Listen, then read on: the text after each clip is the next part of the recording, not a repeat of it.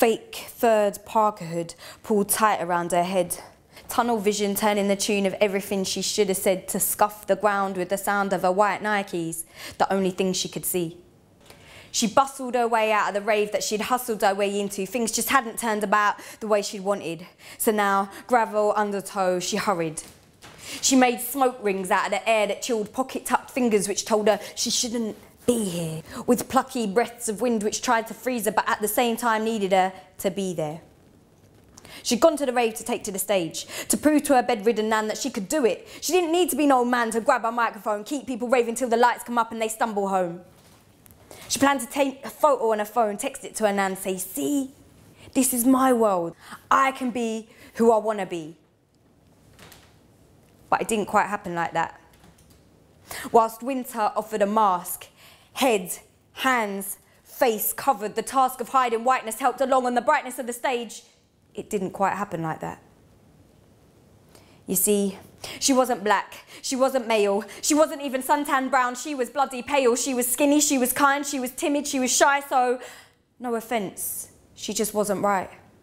That's what Wolf MC, the best in the game, was saying as he blew her name onto her neck and she beaded with sweat as he said, why don't you take a look at this instead?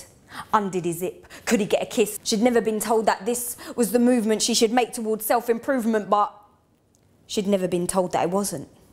And he was the one with the mic. He was where she wanted to be, so he must be right. Right? Closed eyes, offered up her lips. His hands put hers aside, his zip slipped quick, lick of the tongue, flick of the wrist, head pushed down, nose scrunched up. What the?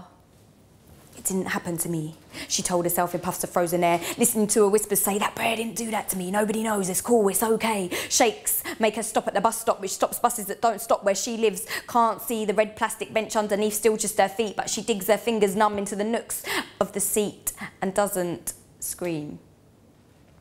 And then, from the industrial mist that's crisscrossed its way through the concrete-made woods which sway as she waits, her eyes meet a man in a hunter's cap, with a great big axe strapped to his broad back. She's stuck to the spot. No sound can come from under her little red hood. She's just stood, eyes wide and mouth closed, thinking randomly how she's never been so cold, how MC Wolf's nose was so damn big she wished she'd rammed it in a door. Oh, then, you were a bit agitated, didn't you, love? Hunter man says, offering a gloved hand. She shakes it and nods, filled with the trust she couldn't quite explain, and even as it started to rain, she smiled through the icy vein drops and didn't even stop as the hunter man took the great big axe that framed his broad back and sat down. He explained, I was doing up me mate's ass. I'd been a fool, I ain't from South, I'd left my tools unlocked in the truck. Luckily, I'd left my axe out back, so that's how I still have that.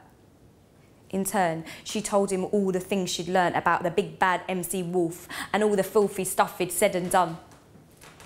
Hunter man, who was really a builder, saw red and said, I ain't killed no one before, but what the heck, I got a piece in my pocket, let's get him in the neck. Little Red skimmed her conscience for a reason to say no. Didn't find one, so nodded. Come on then, let's go. They found him out back, smoking a spliff, asking the next girl for a kiss. Luckily for her, Builder Man didn't miss. His aim was on point, and Little Red, eager not to disappoint her nan or this new dream of a man, ran past the gleaming, grimy, slimy brain bits on the floor, avoided the nose that had managed to stay whole, told the builder to film her. She was taken to the stage until the end of the rave. Which is what she did. Glow sticks and hands were in the air, and everyone agreed, "Rare, that was a sick rave, it was so good." And that is my story of the Little Red Raving Hood.